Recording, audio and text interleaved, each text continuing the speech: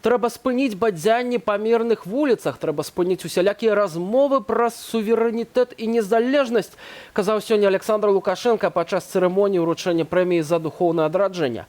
Як адказ яму, дзеля спынення гэткіх бадзянняў айчынныя суды масава каралі штрафамі мірных пратэстоўцаў супраць расійскай інтэграцыі. Больш за 40 працэсаў, амаль 35 тысяч рублёў штрафаў. Такія вынікі сённяшняга дня сярод пакараных і вядомы палітык Анатоль Лябедзька. Добрый вечар. Вечер добрый. Спадару Анатолю, што адметнага, ці можа быць наадварот, нічога новага вы пабачылі сёння ў Фрунзенскім судзе сталіцы?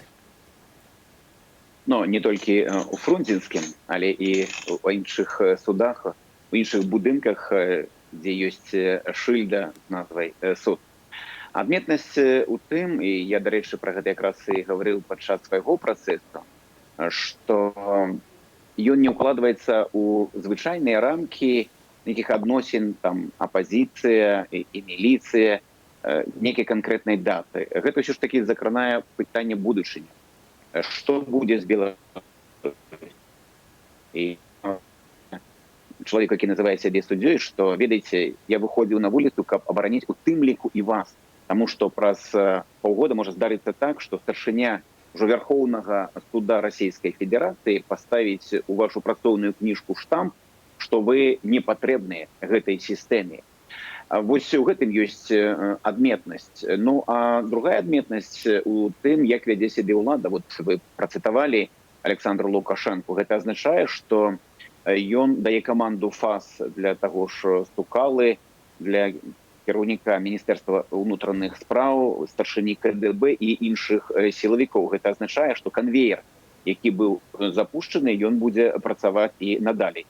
І тое, што Лукашенко хоча манапалізаваць тэму незалежнасці, ну, гэта выклікае ў мяне асабіста усмешку, але я не выключаю, што будзе такая цэнзура на гэтае слово, на тое, каб нехта выкарыстоўваў, акрамя Александра Лукашенко. І пра гэта гаворыць той чалавек, які, прабачце, я гавару гэта як дэпутат незалежнасці, калі прыдавалася сіла канстытуцыйнага закону дэкларацыі аб дзяржаўным суверэнітэце, Лукашенко быў тым дэпутатам, які, прабачце, схаваўся ў туалеце і не галасаваў за гэтае рашэнне. Чаму сёння мы павінны думаць, што ён у нейкі чарговы час X, зноў не схаваецца дзе-небудзь у туалеце ў адной з сваіх рэзідэнцый. Дарэчы, сярод тых, каго судзілі сёння ў Менску, быў і блогер Мікалай Маслоўскі. Абвінавачаны кажа пра грубую хлусню з вуснаў міліцыянтаў. Давайте, спадару Анатоль, паслухаем, пасля чаго вернемся, працягнем нашу размову. Как блогер, который прошел кандидатскую эту избирательную кампанию в депутаты, я скажу, что блогеры очень сильно осветили факты фальсификаций, нарушений различных. И идет подготовка к новой президентской кампании. А по 23-34, по которой судят активистов и политических деятелей, получается, что есть участники и есть организаторы. А блогеры не подпадают ни под участников, ни под организаторов. И вот сейчас у меня идет дело, в котором мне инкриминируется то, что 20-го был с 18 до 18:35 на Октябрьской площади и якобы кричал «Живи Беларусь!». На самом деле в это время был дома, и без 15:07 я только выдвинулся с дома и проходил через станцию метро Пушкинскую. И вчера я просто не успел, я подъезжал на Независимость 6, чтобы истребовать видео доказательства о том, что показания ОМОНовцев, которые утверждали, что я якобы там был, они просто сфальсифицированы. И я добавлю, извините, получается, что сейчас ищется какая-то законодательная база, чтобы блогеров подвести под участников, чтобы их можно было штрафовать, садить на сутки за освещение митингов, шествий и других мероприятий. По моему делу, которое сегодня рассматривается в суде, там есть фотография, которая не имеет вообще никакого отношения к Октябрьской площади, по которой меня обвиняют, что я там присутствовал. То есть там доказухи нету. Там есть только показания двух ОМОНовцев, которые утверждают, что я якобы там был. То есть нормальный судья должен был бы потребовать какой-то дополнительной доказательной базы, либо отправить дело на доработку. Но судья вот пытается разобраться, отклонила мои ходатайства, жалобы. Спадару Анатолію, у нас не так шмат часу застаецца для размовы, літаральна 2 хвіліны. Як вы бачыце развязанне гэтай сітуацыі? Трэба выходзіць далей на гэтыя акцыі, мяняць тактыку, што рабіць? Пытанне складанае.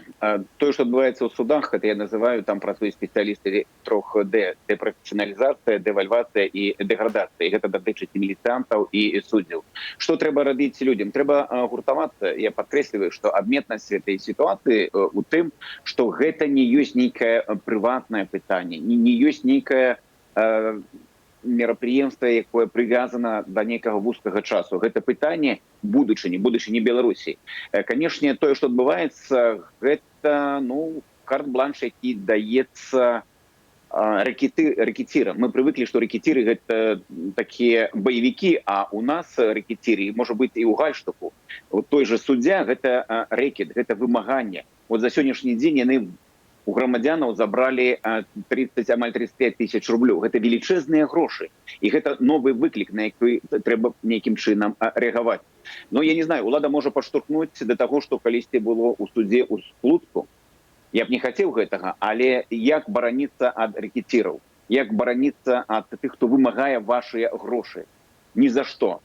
Тое, што сказаў Маслоўскі, гэта паўсюль у кожным судзе. Няма ніякай даказальнай базы. Людзей просто судзяць за тое, што яны абараняюць незалежнасць і дзейнічаюць па Канстытуцыі артыкул 57. Гэта абавязак кожнага грамадзяніна абараняць незалежнасць Рэспублікі Беларусь. Патрэбна такая мазгавая атака. Што рабіць? Пакуль што многія гавораць, трэба на вот это вымагальніцтва, на гэты рэкет адказваць сілай. Калі не будзе нейкага іншага падыходу, то гэта дрэнная перспектыва для Беларусі. А што робіць улада? Я вот зноў жа ў судзе дэманстраваў адказ Румаса. Мы да яго звярнуліся, прадстаўнікі больш чым 20 арганізацый палітычных і грамадскіх, і сказалі: давайте сустракацца, давайте абмяркоўваць. Не трэба рабіць гэта кулуарна за зачыненымі дзвярымі. Гэта не вас закранае. Не вы гэтую незалежнасць здабывалі. Што адказаў Румас? Это просто паперка чалавека абсалютна нікчэмнага. Это не другі чалавек у палітычнай іерархіі краіны. Гэта просто чыноўнік, які шчоўкае абцасамі. Это поўнае расчараванне, на вялікі жаль. На жаль, такія рэаліі. Ну што ж, будзем глядзець далей, як будзе развівацца сітуацыя. Дзякуй вам вялікі, Анатоль Лябедзька, вядомы палітык, быў з намі на відэасувязі. І на развітанне прапаную такое апытанне на вуліцах Менску. Калі судзіць патрыётаў, то хто тады будзе бараніць незалежнасць нашай краіны? Давайте послухаем. Правительство считает, что оно избрало правильный курс, и нужно следовать всему этому курсу. А те, кто недовольны, это получается их проблема. На самом деле это, конечно, неправильно, но с другой стороны, митинги, я тоже понимаю, что должны быть санкционированы. Конституция — основной закон государства. По нему все должно быть. Это наша задача. Потом юристы, конечно. Каждый гражданин, сознательный, по крайней мере, власть должна этому не мешать, по крайней мере. Потому что если она будет пресекать ее, как она это сейчас делает, то это уже не демократия. Вы видели интервью Лукашенко на «Эхо Москвы», где он про этих же людей, которые вышли за незалежность, очень так с гордостью в глазах говорил, что да, я понимаю этих людей. И он понимает прекрасно. И главное, чтобы они не стали инструментом в борьбе за интересы Лукашенко. Те, кого садят за митинги, штрафуют их, это абсолютно неправильно, как я вижу, и считаю это абсолютно незаконным, так как мы живем в стране, в которой мы имеем право выражать свои права, свои, так сказать, эмоции, то есть мы уже, правда, поднаелись. То есть на самом деле я считаю, что пора уже немножко исправлять.